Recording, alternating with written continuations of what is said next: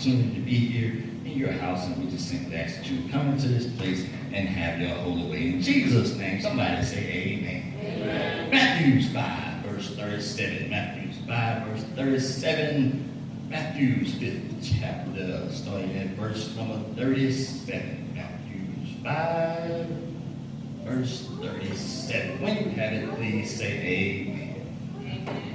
Amen. You're still looking. Hold on.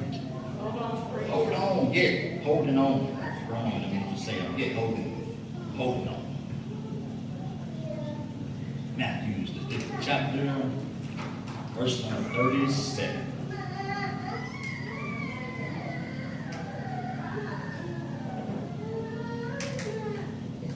Everybody else say amen. Amen. If you're still looking, hold on, praise. Amen. I believe we all there. Matthew 5, starting at verse 37, says it like this. Simply let your yes be yes, and your no, no. Anything beyond this comes from the evil one. Say it again. It's Matthew 5, verse 37. Simply let your yes be yes, and your no, no. Anything beyond this comes from the evil one. If you have ever watched Kevin Hart stand up, nobody said amen. Y'all say for real. Y'all really say. Y'all say sanctified, filled with the Holy Ghost. Thou shalt not watch TV. Yeah. But if you ever watch the Kevin Hart stand up, he has this skit that he does where he's talking about his uncle. And he said that the uncle was such a thug that everything he said had a certain level of authority. And anytime the uncle said something, he said, you better say it with your chest. Okay, some of y'all ain't saying it really because y'all watch Kevin Hart. But he said you got to say it with your chest. In other words, he said there was a certain level of authority that you had to exert yourself. So whenever the uncle would say something or somebody said something to him, he said, you can't talk to me unless you say it with your chest. In other words, say it like you mean it. In other words, say it like you got some authority. So what I want to talk about to you this morning, I know this ain't your regular type of church, but this morning we're going to talk about say it with your chest. Say it with your chest. And if you need a subtopic for all the spiritual people in the room, we're going to say that God's word has authority. That's the subtopic. All the same. For those of us who he's still working on, sometimes we just got to say it with your chest. I mean, amen. Somebody with me this morning. So if you've ever been in a situation where you had to exert yourself with a certain level of authority, sometimes your voice gets a little deeper than normal. Sometimes you raise your voice a little higher than the octaves go up. I ain't a singer, but the octaves go up. You see your pastor, first lady, when she be singing, she's singing downhill. But when she get to talking about the goodness of the Lord, we be down that end of that trying to turn her up, turn her down. We be trying to fix the microphone. Because when she get excited about God, something happened. You have to say it with your chest. My Reverend Joe was in here last week and she said there was 4 different types of mountains. Now, I don't know about you, but whenever you're dealing with a mountain, you got to say something with some authority. The scriptures say that you got to speak to the mountain. You ain't got to ask the mountain, mountain, would you please kindly step aside? You're in my path and trying to do what the Lord would have. No. The scripture says speak to the mountain. In other words, there's a certain level of authority that you got to speak to the mountain in order for it to get out of your way. Because the scripture plainly states that if you speak to the mountain, if you say it with authority, if you say it with your chest, not only do you move the mountain, but you cast it into the sea. Now, I don't know about you, but when a mountain goes into the sea, I need this thing to be completely out of my way. I don't even need to see the mountain in my peripheral vision. I need the mountain to not only get out of my way, but in anybody else's way, that it might happen to be in your way. So when I speak to the mountain, I'm going to do it with some authority. Now, since you understand, say it with your chest. When you say certain things, you ought to say it without a doubt. When there's no authority, when people say stuff and they don't have authority behind it, what happens is we leave people room to guess what it is we're trying to say. We leave people room to try to interpret it on their own. Because if I say something and I don't give it to you with clarity and with definition, what happens is you'll say, well, I think he was trying to say this. I assume he was saying it this way. I think this is what it meant. I'm not certain, but I think that's where he was going. I don't quite understand. And if you don't understand, then how can you follow instruction? So therefore, when we have the Word of God, when God says something, when God gives us clarity, when he gives us definition of what he wants us to do, he don't leave any room for you to interpret it on your own. He gives it to you clear, he gives it to you direct, so that you know exactly how you're supposed to walk, exactly how you're supposed to live, exactly what you're supposed to say, what you're not supposed to say, how you're supposed to do it, and when you're supposed to do it. He gives it to us with clarity. When the Lord gives instruction, he gives it to us clear, so there's no room for us to try to interpret it on our own. If you go back in Scripture, before we had this book, before we had the actual Bible, before we had all these books put together, God would speak to people directly. And then when he didn't speak to them directly, he sent someone to deliver the message directly, the same way he said it, the way he wanted it to be said. Turn it down just a little bit. So when God gave clarity, when he gave instruction, when he said what he wanted to say, in other words, when he uses a messenger, that we Christian folks, we are the messengers. When we are the messengers, if we don't give the word clear, directly, the way God intended for it to be, what happens is we get mixed messages. And when we get mixed messages, what happens is we're setting people up to fail. People ain't saying amen. Because a lot of us done been in churches where you done got mixed messages. A lot of us come from churches where you got mixed messages. A lot of us, some of these folk on Facebook still in churches where they get mixed messages. A lot of us be watching TV and be getting mixed messages. A lot of us still on radio and getting mixed messages. A lot of us folk trying to prophesy to you on your job and you getting mixed messages because you get word from a messenger that has tainted the word. They're not giving it to you the way God directly intended for it to be. So what happens is now we have mixed messages because we don't know exactly what God has said. A lot of people don't know what to do, how to do it, or how to live because the message wasn't clear in the first place. We live in a day and time where all the preachers got a style. Well, all the preachers have a style. You got to have a certain charisma. You got to have a certain flair. You got to do it a certain way to get on TV. You got to say it a certain way to be on the radio. You got to do certain things to dress it up. My God. But I want to tell you, the Word of God don't have to be dressed up. It just needs to do what it was intended to do. It just needs to go where it was intended to go. If you speak the Word exactly the way it's supposed to be spoken, it will do what it's intended to do. But see, not all of us understand that because we get mixed messages. So now, when you get a mixed message, you have to understand that it's from the messenger, it's not from God. That's right. A lot of us get messages from the preacher, and the preacher ain't getting it from God. You might catch that. A lot of us get messages from parents and school teachers and people on the job and people on the radio and people preaching on the street, and we get a lot of mixed messages. A lot of this stuff don't line up with the Word of God. I ain't got nothing against any preacher anywhere. But if you say something that don't line up with this preacher, and that preacher say something that don't line up with this preacher, we all supposed to be coming from the source. So it don't matter what your style is, it don't matter what your charisma is, it don't matter what your character is, we always should come back to the source. It always should line up with the Word of God. I don't care what language you speak. I don't care if you speak in Espanol. It still should line up with the Word of God. I don't care if you probably do front say. It still should line up.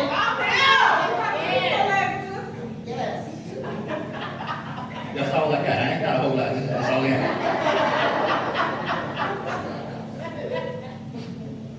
Because the problem is, everybody has a different interpretation. If I say something, everybody's going to interpret it differently. Yeah, that's it. But if God says something, everybody should interpret it the same. You ever played the little game? Reverend Joe, y'all just played this big game where somebody say one thing and then you pass it on, and they pass it on, and they pass it on, and then when you get to the end, it's something totally different than what we started with. Because everybody has a different interpretation. So therefore, if everybody putting their own spin on the Word of God, what happens is when it gets to the person who was supposed to get to, they finna get a mixed message. God says you coming out. But by the time it get to you, God says you're going in and you're going to stay in for 10 years and you're going to be in the middle of it. And no, that ain't what he said. What he said is that you're coming out. But by the time the message got you, it's been tainted, it's been mixed, and it's been remixed, and everybody done put their own spin on it. So now when it get to you, you don't understand what's going on because you ain't getting the message that God sent in the first place. Right.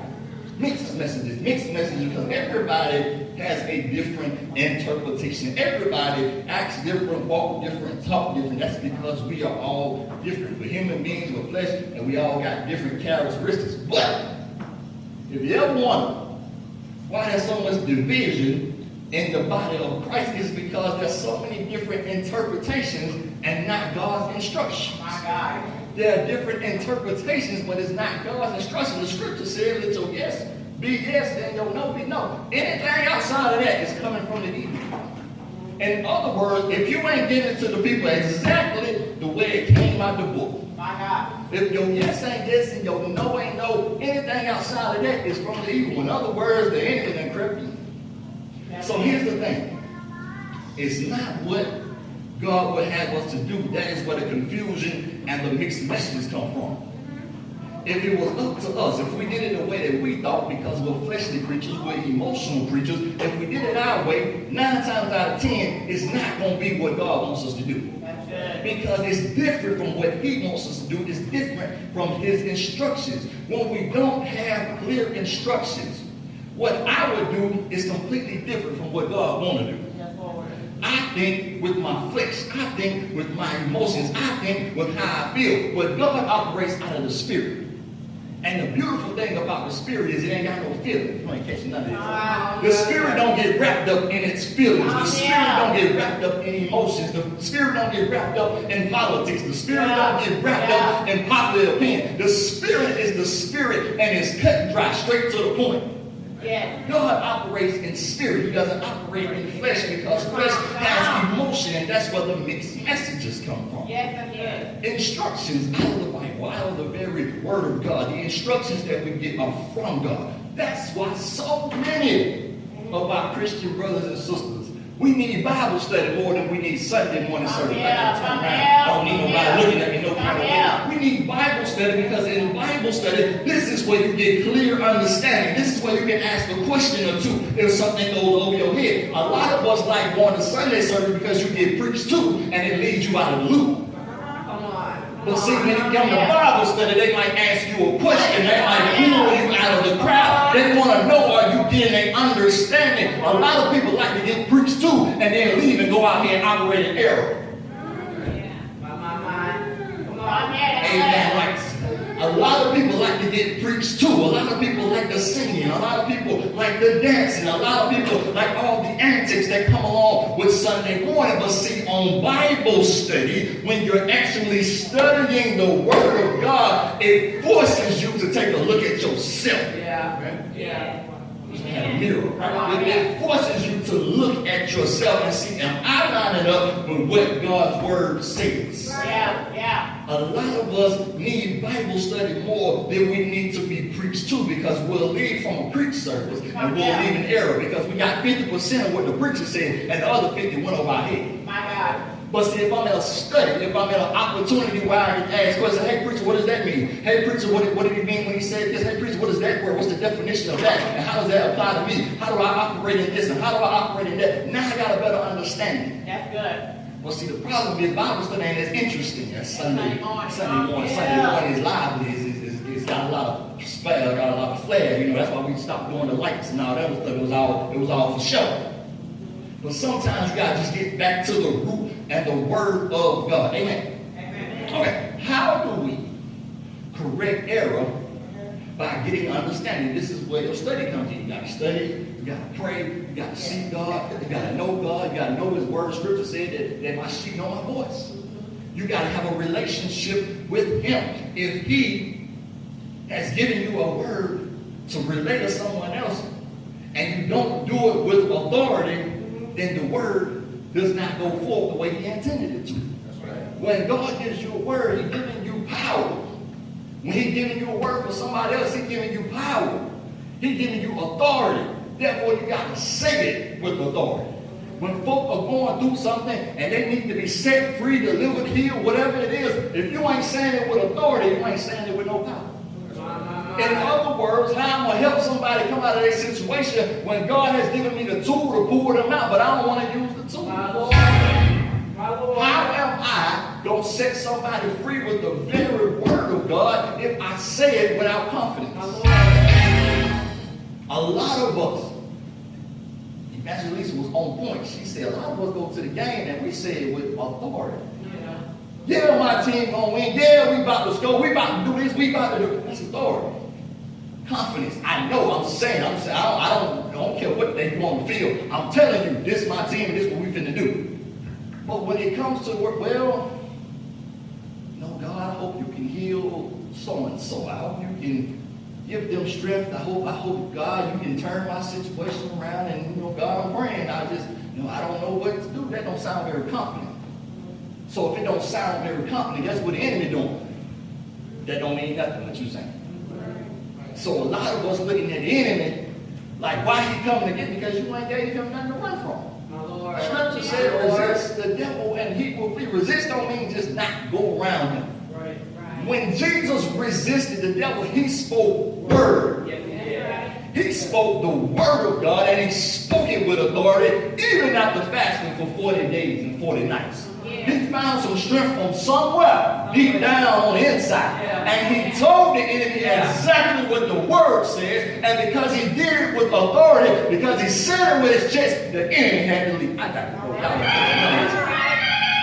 The word of God is your authority. Somebody say, the word of God, is your authority. Scripture says in James 4th chapter verse 7, it says, submit yourselves therefore to God, resist the devil, and he will flee from you. Mark the 11th chapter verse 23 says, for verily I say unto you, that whosoever shall say unto this mountain, be thou removed, and be thou cast into the sea, and shall not doubt in his heart, but shall believe that those things he says will be done, he will have whatever he says. Joshua, the 24th chapter, verse 15 says, as for me and my house, we will serve the Lord. Proverbs 18, verse 21 says, death and life are in the power of the tongue, and they that love shall eat the fruit thereof.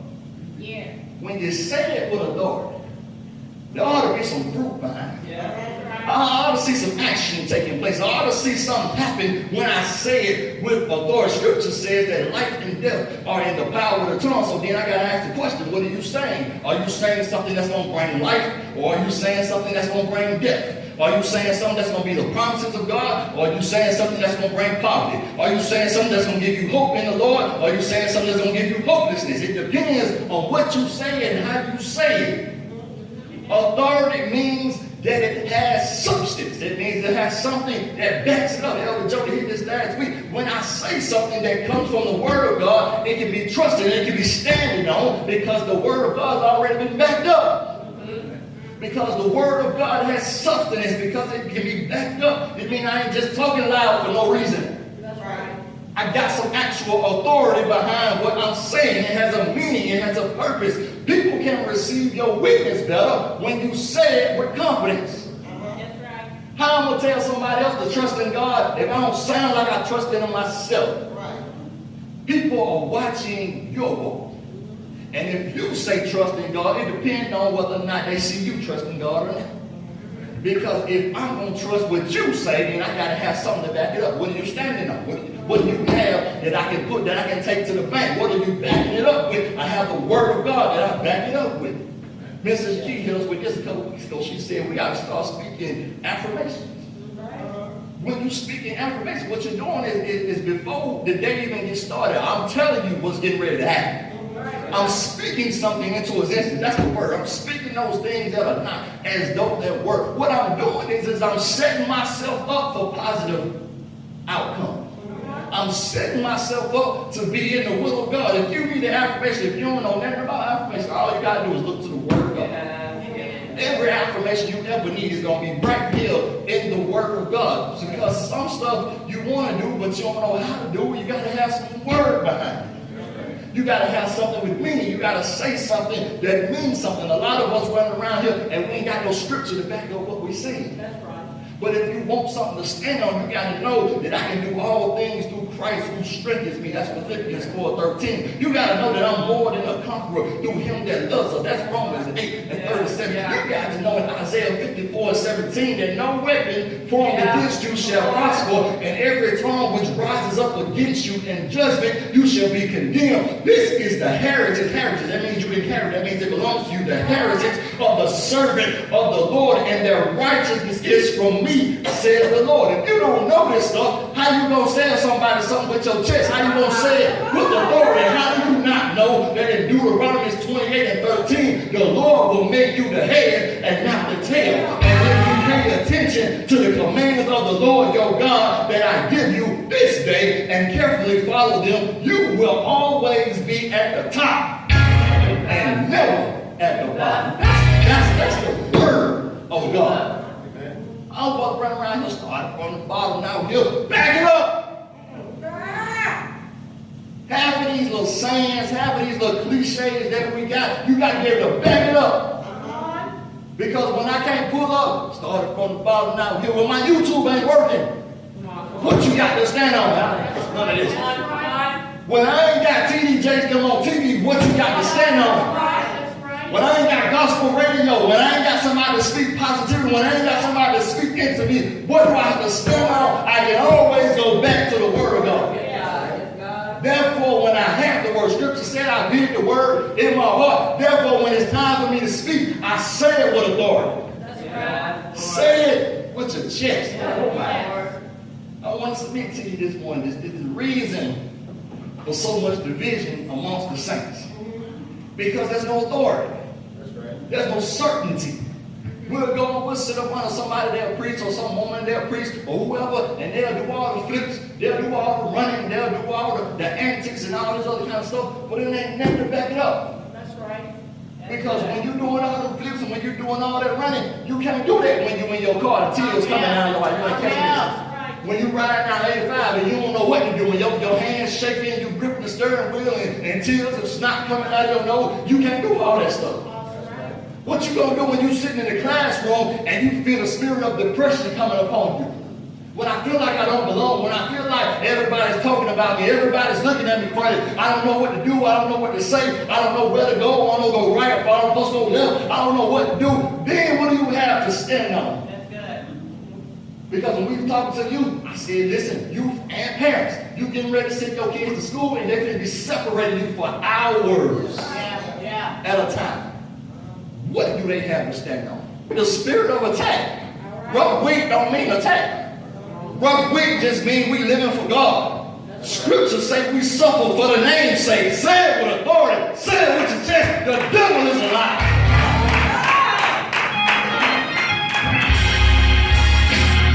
Scratching my head. She's up here talking about my house been attacked. Who house?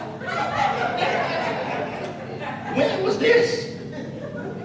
I thought I lived in no better. Say it with your chest. Amen. So, people who don't know the word has authority, then they can't present it in that way. Right. If people don't know the word has authority, they can't present it in that way. Right. So then, here's what we have to do. Christians, for all of us who say that we believe, here's what we have to do. We have to give confidence in ourselves. We have to build confidence in our relationship with God. Yeah. So then we can't approach the word like it's just some book, like it's just some novel, like just reading just to be reading. I'm just, I'm going to start here, think I'll end here for today. This will be good. This will be my reading for today. I've accomplished something. No. When you're reading the word of God, you got to expectation. You got to expect something to happen. Because when I know something, when I gain knowledge, when I gain wisdom of something, now I have the authority and the power to apply it. I wish I could work on cars. I'd never go back to another car dealership, to another mechanic in my life, because if I had that knowledge, I could apply it. I wish I could do those things. But see, here's the thing about God. The word is available to everybody.